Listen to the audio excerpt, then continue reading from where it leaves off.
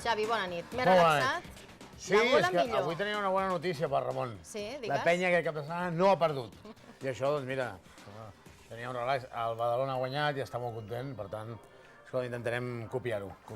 Xavi, l'actualitat esportiva passa per aquesta Copa del Rei, tot i que el Joventut, doncs, esportivament parlant, no està en el seu millor moment. En bàsquet base són els millors. Sí, són una referència, no? Està clar que el conjunt verd i negre va classificar-se amb l'infantil. Recordem que es fa la Copa del Rei i, paral·lelament, des de ja fa uns anys, amb Ricky Rubio, precisament, a la penya, els infantils també juguen. Fins ara es classificaven els infantils dels equips que s'havien classificat per la Copa del Rei gran, però des de fa un parell d'anys jo crec que és més just. El que s'està fent és sobretot fer una fase prèvia i van els 8 millors infantils. La penya que va quedar quarta, per tant supera els resultats de la temporada passada. Aquí veiem el partit pel tercer i quart lloc contra el Futbol Club Barcelona i, a més, a la primera fase que van acabar guanyant 2 dels 3 partits que havien disputat. Per tant, van jugar a les semifinals contra el Madrid, un Madrid molt superior, amb jugadors, ho veiem aquí, molt més grans físicament,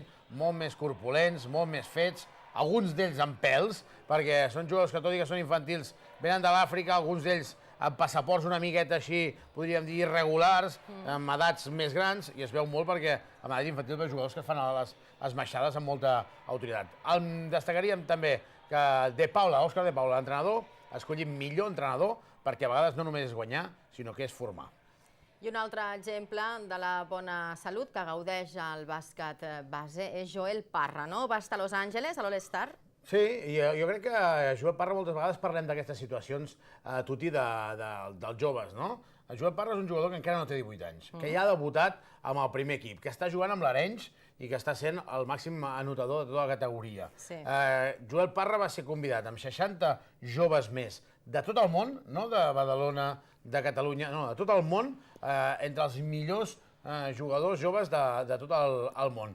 Han anat a Los Angeles, coincidint amb l'All-Star Game, recordem que aquest cap de setmana hi ha hagut a Los Angeles, han fet 3 dies d'entrenaments, demà ja el tindrem aquí i per tant intentarem com a mínim veure com està i com li ha anat aquesta aventura.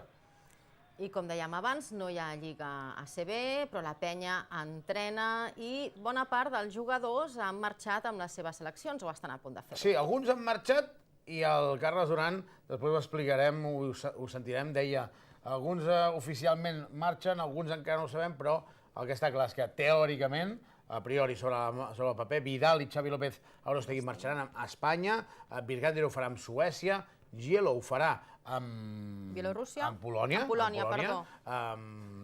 Dimitrijevic ho farà a Macedònia i també ho farà la Provitola amb Argentina. Per tant, haurem d'anar nosaltres a l'entrenament. Demà hi serem al matí a l'entrenament per veure quants jugadors hi ha, quants joves també completen aquesta plantilla i el que sí que ha aprofitat la penya és aquest cap de setmana per jugar un partit amistós a porta tancada amb el Montauban Andorra, perquè no només la penya no juga, sinó que els altres equips que han jugat la Copa tampoc no han jugat.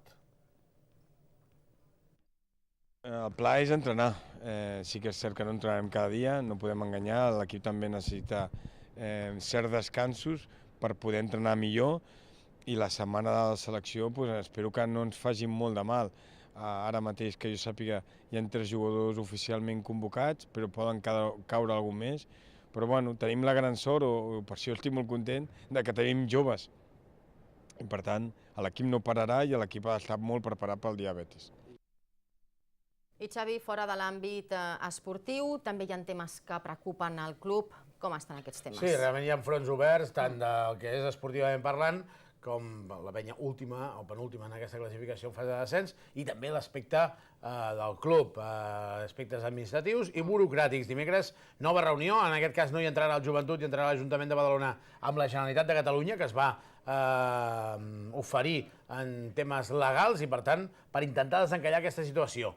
Hi ha un mes de marge, que és l'ultimàtum que va posar la penya en aquesta Junta General Extraordinària d'Accionistes per dir si pleguen o no pleguen, per tant, si tanquen el club o no el tanquen, en aquest cas la societat, però perquè s'entengui és el Joventut, i per tant, dimecres, nova reunió important per continuar avançant en aquestes negociacions. A veure si finalment es troba una solució. Gràcies, Xavi. A tu, Tuti. Fins dilluns. Anem al poliesportiu amb en Ferran Vinaixa.